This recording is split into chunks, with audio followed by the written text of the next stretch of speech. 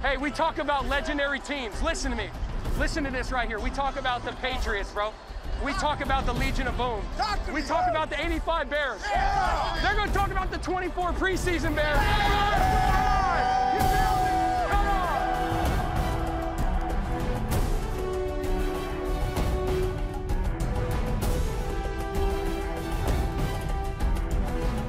What's up, everybody? Welcome back to the official Hard Knocks podcast. I am your host, Peter Schrager, and the 2024 preseason is officially in the books. The regular season kicks off a week from Thursday, and we've reached a time of training camp and in Hard Knocks where the front office and the coaching staff have to make those difficult decisions and decide who is making the 53-man roster, who is making the practice squad, who's turning in their playbook, and who's going to have to find work elsewhere. Before we get started, though, I feel like I have to do a little pre-gaming. I am tempted to hit up a local grocery store and get some snacks. Like I'm preparing for a 10-year-old's birthday party. I want fruit roll-ups. I want fruit by the foot. I want pink Starbursts. They got a big pack of just pink Starbursts. Do you like Starbursts? I love pink Starbursts. I want Mambas, and I want some Dude wipes. Yes, Dude wipes, or in this case, Clorox wipes, which was what was purchased in the episode. I'm excited because we've got another great episode to discuss here. Today, our guest is Hard Knocks sound supervisor Mark Ricci, who has worked on every episode of every season of the show dating back to the early 2000s. I'm going to ask him all about this series, but also some of the classic moments in Hard Knocks history, including interactions with Rex Ryan, Chad Johnson, and our guy Malcolm Rodriguez from the Detroit Lions. All of that is coming up in a bit. So let's look at the quarterbacks room. You've got Caleb Williams. All right, he's making it. You got Tyson Bagent. He's making it. And that means it was either Austin Reed or Brett Rippon who are going to be quarterback 3, a position that teams hope they never, ever have to turn to during the season, but oftentimes end up having to. So while both Reed and Rippon are serviceable under center, Reed, who is an undrafted rookie, actually turns out being a better long-term play, both fiscally, he makes significantly less than Rippon, and perhaps from a developmental standpoint. The sky's the limit with this guy. So, as we were with all of these players on the sky deck of the Sears Tower in episode 4, we see them interacting with each other. It's so fascinating to see them hanging like brothers. We also know how close they've become with the other 2 quarterbacks, Bagent and Williams. So you wonder, if they're all vying for the same jobs, how are they so close? And I will tell you, as the NFL insider on this podcast, they get it. Look, I worked the Jets preseason finale against the Giants this past weekend, so I got to speak with their number 3 quarterback in camp, Adrian Martinez, back a couple of days before the game. And Adrian got there in late July, and he was the UFL, the United Football League's MVP. And he was competing against Andrew Peasley, who was coming out of Wyoming, all preseason for that 3rd quarterback job. And I was fascinated. I'm like, Adrian, I asked him, I'm like, how's it been with you and Peasley? And he said, it would have been really easy for Peasley to guard the playbook, to shut him out, to whatever. You see, Peasley's been there since May, while Martinez, Adrian, just got there in July. But it doesn't work like that. In fact, he said Peasley was incredible. And it all comes back to this deal that it's really karma and you pay it forward, and that this league is too competitive, too small. And if you're not one of these quarterback 1, Aaron Rodgers or Matthew Stafford types, you have to think you're going to play in multiple places and word gets around. It's hard to be anything but a mensch, even if you're competing against others for these final roster spots. All in all, these 2nd, 3rd, and 4th quarterbacks, in my experience, they tend to be great dudes. So while there are 90 plus guys that are vying for spots, really 53 on the regular roster than the practice squad, it's great to see the camaraderie between the 3 backup quarterbacks on their day off in this episode. It genuinely seemed like these guys were rooting for each other during practice and off the field. It genuinely seemed, and sorry if this sounds sophomoric, that they're bros. Plus, it was a pretty cool part of the episode watching them live out their Ferris Bueller dreams atop the Willis Tower, which of course to Chicagoans will always be the Sears Tower. See, Austin Reed looked like a golden retriever running around up there looking for all of the landmarks. Is that Wrigley Field? Is that where the White Sox play? Soaring 110 stories high, feel the thrill of the ledge. Feel the thrill of the ledge. You seen Ferris Bueller's Day Off? Yeah. This is where they were standing in the movie. Sloane's feet are pretty close together, man. Kind of an awkward stance.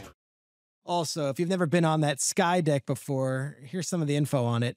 That little glass box in the Willis Tower sky deck is 1,353 feet off the ground. I've never done it. I never will. And in New York City, there's this thing at Hudson Yards called The Edge. Same kind of deal. My wife and 7-year-old son, they're not afraid of heights. They walked right onto that. They had that experience. Me? Hell no. I'm good. I'll stay with my feet on the ground where they belong. So the quarterbacks get all the glamour, but the other big story we get early in this episode is between some of the hopefuls at running back. And that's the Ferret King, Velus Jones Jr., and the future doctor, Ian Wheeler. Right from the get-go, Jones Jr. seems to have an edge on Wheeler. He's got a little more size, he was a drafted player, and he carries himself a little more, been there, done that, as he's trying to make the team. But in this hybrid running back receiver role that we've seen guys like Cordero Patterson and Taysom Hill do, it seems like Velus is still getting comfortable. But just like the previous episodes of the season, running backs coach Chad Morton is all over Wheeler, our future doctor. Take a listen. Come on, Ian. Ian, step in the damn squad. Ian. Hey, What? hey, take you back with a cross pull. Ian, go back. So you hear that, and Morton is just riding him. And then you insert Jennifer King. Jennifer King is the assistant running backs coach and has spent many years in the league with Washington and has a really cool career story. And she comes in and plays a bit of the good cop to Morton's bad cop. The main thing, just like last time, you can't get hemmed up at the line. You have to use your hands. You know what I'm saying? Man, I tell you a long time ago, you get out your own head, right? So you got Elon Wheeler, you got Velus Jones, you got DeAndre Swift, who signed big money to be the starting running back. You got Khalil Herbert. This can go anywhere. But maybe the best part of the episode is when Wheeler is given his chance to be mic'd up. It's so great seeing his coaches who are all over him about his footwork and the way he carried his body, to now doing some karaoke. He absolutely crushes it. And the energy, the smoke machine, the hype man, the chain, the dollar bills, the entire room explodes for this guy. And that was really awesome to see, because whether it was the Jason mask analogy that Morton makes, Wheeler seems to be taking everything so seriously and seems to be so hard on himself. But this dude is trying to live out his dream, scratch and claw every day to try and make this squad.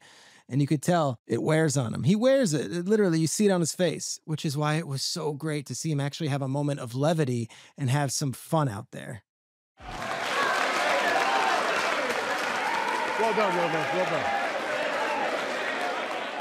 This episode was really, really interesting in the way that it kind of profiled two different approaches to the game off the field. What do I mean by that? Well, in one sequence, you've got our backup quarterback, Tyson Bagent, the son of the world champion arm wrestler, doing a winner takes it all montage of arm wrestling and shouting his face off. Now, this is obviously an homage to the Stallone film Over the Top, which is, if you haven't seen it, a fantastic film. It's your run-of-the-mill guy needs to win an arm wrestling tournament to maintain custody of his child. Film from the 1980s. Yes, that's the plot. And it's great. It's got a great soundtrack.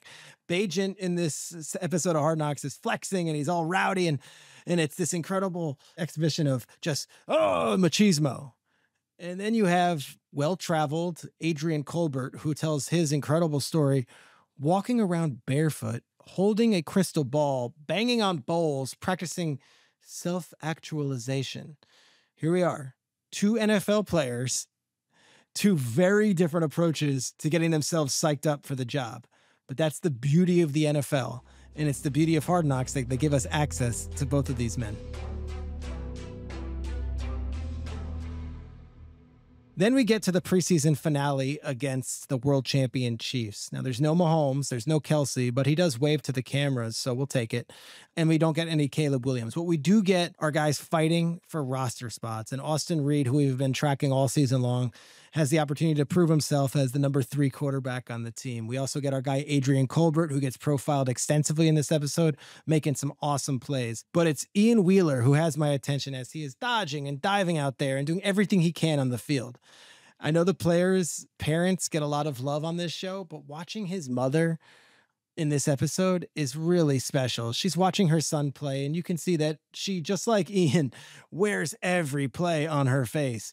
Wheeler looks great out there, and he catches a pass for a touchdown, which unfortunately gets called back. Yet the coaches in the front office will know that he did everything he possibly could to make this team, even if the box score doesn't show it.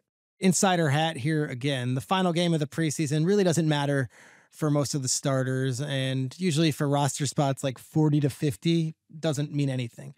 But for about 5 or 6 players, it matters a lot. It's really significant. Those guys are called bubble players. And as we're watching the episode, we know that big play here or a big mistake here could be the difference between making the Chicago Bears and not making the Chicago Bears, which is why it's so heartbreaking when Ian Wheeler comes up limping.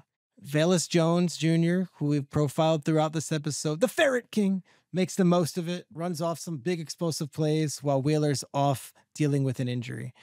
And we end the episode the same way we began it, and it's Ryan Poles needing to make roster decisions. What really earns him some credit as a good leader, in my opinion, is how Poles genuinely feels for Wheeler and tells him, hey, bud, we've got you, and we're going to want you back next year ready to try this whole thing again. Door is always open, right? Right. My phone is always on.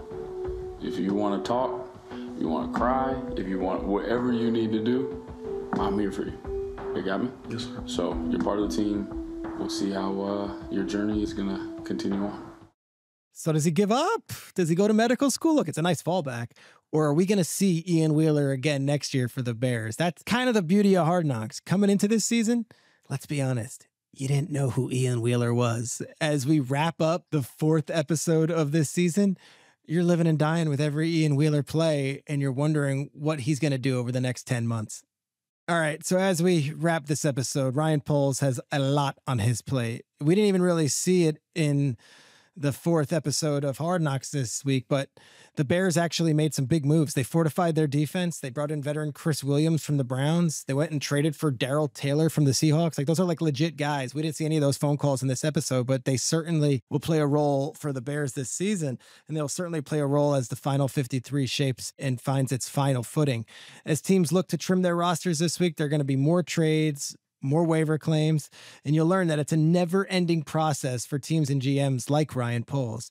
There are plenty of trade rumors already out there. Do the Bears get involved with some of these guys? We'll have to wait and see. I am excited to see how the final 53 shapes up, and obviously, as we head to the final episode of Hard Knocks next week, how Caleb heads into week 1 against the Titans. For our guest this week, we went inside the making of Hard Knocks, and we are having sound supervisor for the program, a guy who has seen every moment and has heard every moment of Hard Knocks history. It is sound supervisor Mark Ricci. I'm so thrilled to have our guest on for this episode. It's someone who has seen every single Hard Knocks series come to life, and more importantly, has helped you hear every single Hard Knocks series come to life. It is the sound supervisor of Hard Knocks, Mr. Mark Ricci. Mark, how we doing? Good, Peter. Glad to be here. I'm a fan of the podcast. Oh, I appreciate it. We are a fan of the series, and I would imagine you are a historian of sorts on this series, having done every one of them since the original Baltimore Ravens series back in the early 2000s. We fast forward to Chicago, where, if you're listening to this podcast, Mark is in what appears to be a makeshift warehouse in the middle of Illinois. But please, Mark, tell us where you are and what you've got going on so that the listener at home can learn about what the remote crew is up to during Hard Knocks. So we have our production offices actually in the Bears facility on the 3rd floor of their building. It was vacant and we've kind of taken it over. And up in this room, we have 30 people working, plus our robo camera setup. Sound supervisor. Now, obviously, the audio and the mic'd up is a hallmark of NFL films, and it's what we know to love. And every Tuesday inside the NFL brings out its best sound from the mic'd up stuff. But in Hard Knocks, we pick up so much great audio and conversations. As sound supervisor, how many people are working under you, and what does the work entail on a week-to-week basis? Okay, so there's myself and my what we call A2. He's my assistant, and he's the one who basically sets up all the wires that we're going to put on a player every day. And then with each crew, we have 5 crews, and there's a sound person with that who are recording the wires. So on a given day, we show up at the facility at about 5:45, and we will mic anywhere between 8 and 12 players per practice. In addition to that, we will record sound in meeting rooms, off the field shoots, anywhere the players are going and we're invited, we'll go and record their sound. Oh, this is good. All right. So let's take, for example, a scene in this latest episode that we just watched and is airing on this Tuesday night. Harrison Freed, one of the Bears assistant coaches, is in a conference room with Caleb Williams, and they're going over the intricacies of taking a knee or stopping the clock in this case and doing a quick clock stoppage. You know that going in, that there's going to be this conversation teaching Caleb? Like, how did you know to mic up Harrison Freed, an assistant coach on the Bears? So to be completely candid, we don't know anything. We go into a scene to just cover it. And if it's in a robo room, we have a robo set up in there. We have plant mics. So a crew might not necessarily be in there, but if we're going into any other situation, we have an assignment that comes from our director, and she will say, go to the team meeting room and cover it. Go to this off the field and cover it. We have no idea what we're getting into until we get there. And we like to be the fly on the wall. If the players or coaches notice us, then we did something wrong. So we pop into a room and we cover the scene. If we need additional mics, maybe we will throw a mic on a coach or a player in a robo room, but typically we're going in blind. Now, I come from the journalism world where I was a reporter for many years, and now I'm doing a hybrid role of both. But I remember when I would get a good quote, I would run to my editor and be like, you got to use this. Like, I got this great quote, and you're fighting for it. And in the front office, sometimes there's a scout who's going to the GM and saying, this is my guy. I'm going to stand on the table. Like, we have to pick this running back in the 7th round. Is there moments like that around the sound crew where you guys are like, look, guys, we got this amazing mic'd up sound. Like, I know it doesn't fit the storyline, but you got to include this in the show somehow. Are you guys fighting for the best audio? 100% yes. As soon as you hear something, and being on the show as many times as almost everybody in this room has, you know what is going to get used. And as soon as you hear that soundbite, what you do is you clip off to make sure you got it. If you're on a camera, you hit record again, or if you're on an audio mixer, you hit record again. And then we go back to our directors and we say, this is what we got. And they'll try and piece it together. It might be supporting something else that we've already shot, or it might be something we've never heard before. Let's go back to some of the best sound bites, because I'm thinking of Rex Ryan's pep talk. Let's go get a damn snack, that whole thing. You knew in the moment, like, this is gold, right? Absolutely. And I'll go back even farther to Siragusa and Shannon, right? Shannon Sharp having their moments. When you have it, you know it. But it's in those moments, you just don't know what is going to happen. And a lot of times you don't even know what's important, because another crew might be shooting the other part of that scene that you just don't know you have until the editors bring it together. So, like, you get that Bengals, that the first time you guys did the Bengals, and Ocho Cinco comes in and it's Kiss the Baby, and it's all this. You have to know, like, all right, we got the assignment that we're doing the Bengals. Like, we're doing Chad Johnson the entire, like, this is our gold, and like, we're going to become best friends with this guy and really follow him, right? Absolutely. And it's when you first hear that, we're as puzzled as the viewer is. What does he mean by Kiss the Baby? And then as you start to hear it over and over and over again, we just run with it. And then we sit in our production meetings daily and we talk about what the other crews are hearing. And we explain to the other crews who might not have heard Kiss the Baby yet what it means. And then when you hear it, follow it. I'm picturing like a corporate environment and you standing in front of a room and explaining, all right, guys, so the term kiss the baby is going to be in the cultural zeitgeist very quickly from our show. Let me explain and give you what kiss the baby means. And I don't remember, what was kiss the baby? He treated a football like a baby? Is that what it was? Kiss the baby is, you understand? You understand where I'm coming from? Kiss the baby. Kiss the baby. I love that. This year, I'm trying to think of like the standouts, and I got to think Austin Reed and Tyson Bagent have stolen the show and just their great personalities.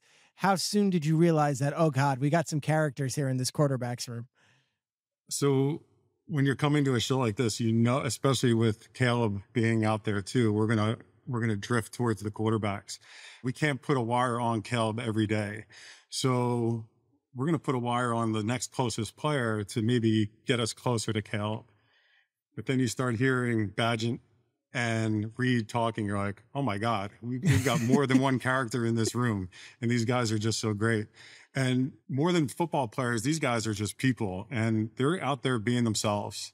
And that's all we're trying to capture is them being themselves. And they're cordial to us, they'll acknowledge us, but that's about the extent of the interaction that we have with them is an acknowledgement that we're covering you today. And then they just go out there and be themselves. One of the more curious characters with the media over the last decade has been Aaron Rodgers.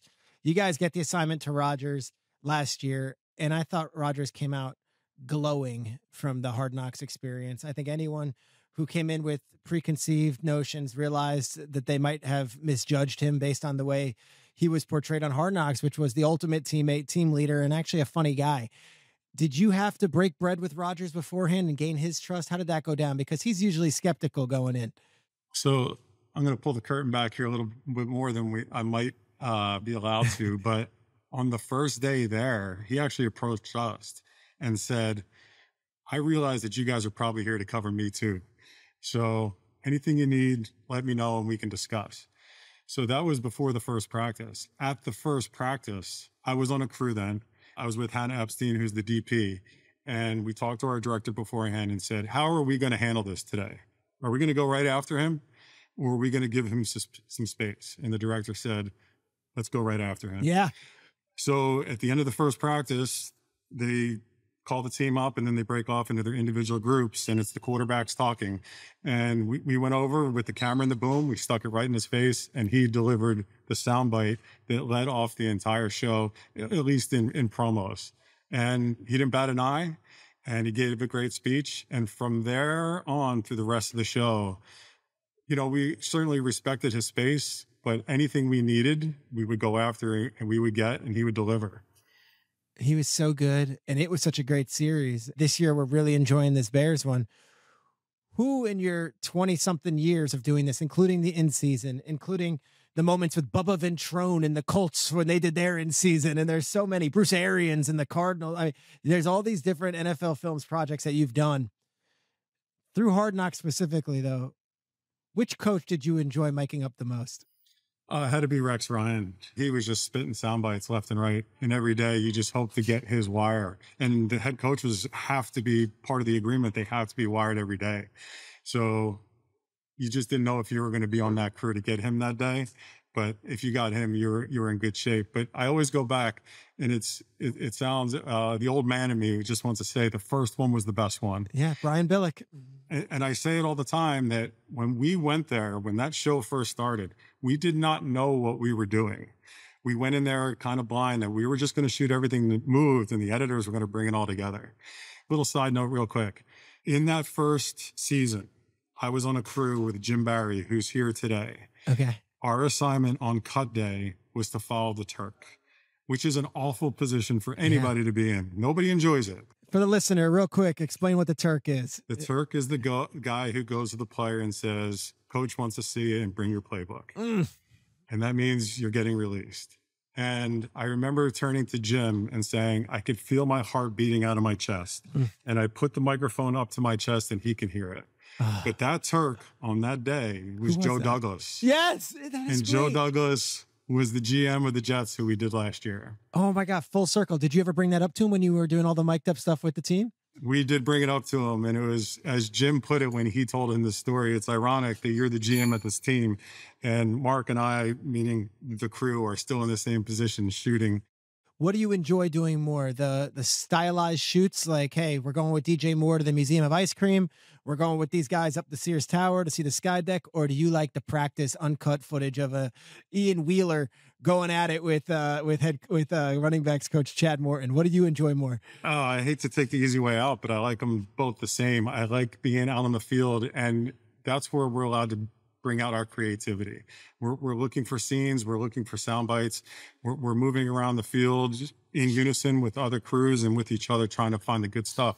But then you get to relax a little bit and go do something fun. And again, these players are going there and we're just following along. We're not directing them. We're not asking them to do anything special. We're just, hey, we're going to go shoot you in this moment. And that's where you see their personalities come out. Everyone thinks NFL films. They think, of course, the booming voice of John Facenda. They think of Sam Spence, and they think of the cinematography. But you guys have to take a lot of pride in the work you do in the audio department. Take a second just to go through the sound of NFL films and how it's added to the history of the game. Absolutely. You know, we talked before we did even the first Hard Knocks that when we do this show, it's going to be a sound-driven show. It's going to be a character-driven show. We needed good characters, and we call them characters. It's probably not a fair term, but we're gonna put microphones on these players, and we're gonna let them tell their story. And from the beginning, we might mic up 5 or 6 guys at a practice or a game, and they were doing 2-a-days back then. So, you know, over the course of the day, we were getting a lot of content. And now for a typical practice, we're doing between 8 and 12 wires. And then at a game, we're doing 12 wires. And then we have our sound recorders also have fish poles, and they're fishing the bench for additional sound. One of the cool parts of this season is getting to meet some of the families. So like I fell in love with Austin Reed's parents. I've fallen in love with Tyson Bagent's dad, but I go back to when we met Tavon Diggs's kid and go all the Aiden Hutchinson's parents. You get a real personal touch for these kids too, miking them up.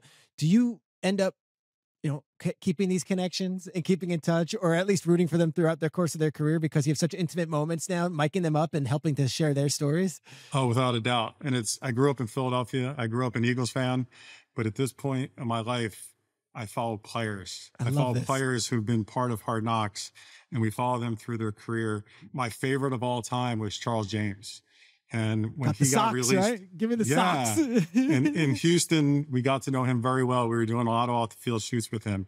And when he got released, we had to go to his apartment and let him do that final interview. And when he opened that door, I got a tear in my eye and I hugged him. And he hugged us back, and he told his story. And then when we turned the cameras off, he thanked us for being there. And then he moved on and he went and played in Baltimore after that. So it's, we followed him through that, and just a real fan favorite to me. And I just enjoyed covering his story. We'll wrap it with this. We've got one more episode going for this Bears season, and there's going to be cuts, but there's also optimism around this quarterback. Having experienced Caleb Williams for 45 days now, are you bullish on the Bears? Are you saying, let's hang on and see? And someone who's been a fly on the wall, can you offer some commentary? Oh, man, when he rolled out of the pocket and threw that 60-some yard pass to Adunze in the home game a couple of weeks ago, I was like, wow, they got somebody special here. We were going to wire him up this Wednesday. I'm really looking forward to that, and I'm really looking forward to seeing what he can do this season. Mark, you're a maestro. We so appreciate it. Mark Ricci, sound supervisor, NFL Films and Hard Knocks. Thanks for joining the podcast, man. Thanks, Peter. Mark's great. And what is really interesting to me is that as the Bears are doing their training camp and they're mic'd up and Mark's crew is out there getting all the audio, there's 53 players trying to make the final roster, but there's really 90 of them in camp, and everyone's got this life memory now, and it's all shared. And guess what? Some of it was documented on Hard Knocks, and they can always look back on this season, and we could always have our connection to Ian Wheeler. How about Mark telling us that him and his crew have been there for 45 days as well, and next August, they'll be somewhere else for 45 days. And the August after that, they'll be somewhere else for 45 days. These are life experiences for his crew too. And their gift is that they give us these amazing moments and these amazing sounds that we'll have forever, like Kiss the Baby.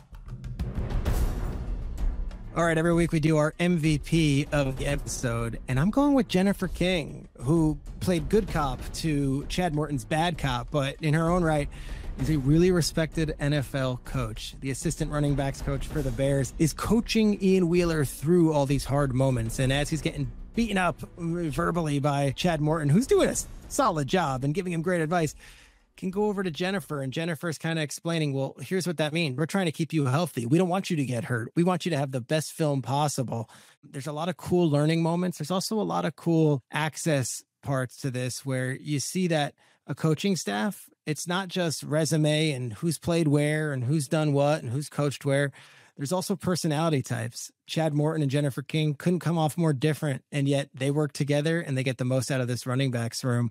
Jennifer King, some incredible sound from her, but also some incredible work this offseason with the running backs room. And we got to see it during Hard Knocks, not only with Ian Wheeler, but also with Velus Jones Jr., with Khalil Herbert, and of course the number one, DeAndre Swift.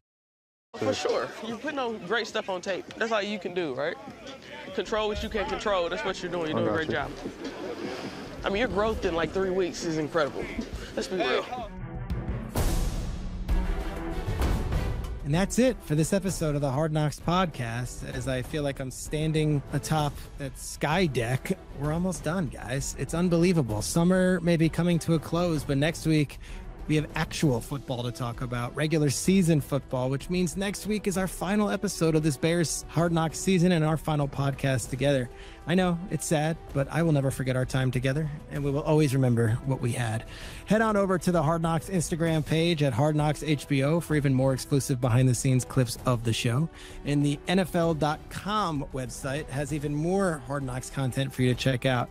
As always, and I've appreciated your feedback, you can let me know or you can share your thoughts about the show in general by reaching out to me on X at pschrags, that's PSCHRAGS, or over on Instagram at pschrager, PSCHRAGER. I'll be back next week to close this thing out with our final episode. It is the finale of Hard Knocks for the Chicago Bears. It is next Tuesday at 9 p.m. on HBO and streaming on Max. Everybody, enjoy your Labor Day weekend and listen in next week.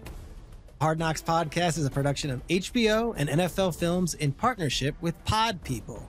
It is hosted by me, Peter Schrager, and produced by Buffy Gorilla, Tony Mantilla, Brian Rivers, Sam Gubauer, and Carter Wogan. Special thanks to Michael Gluckstad and Savon Slater from the HBO podcast team, and of course, Ken Rogers at NFL Films. Thanks for listening, everybody.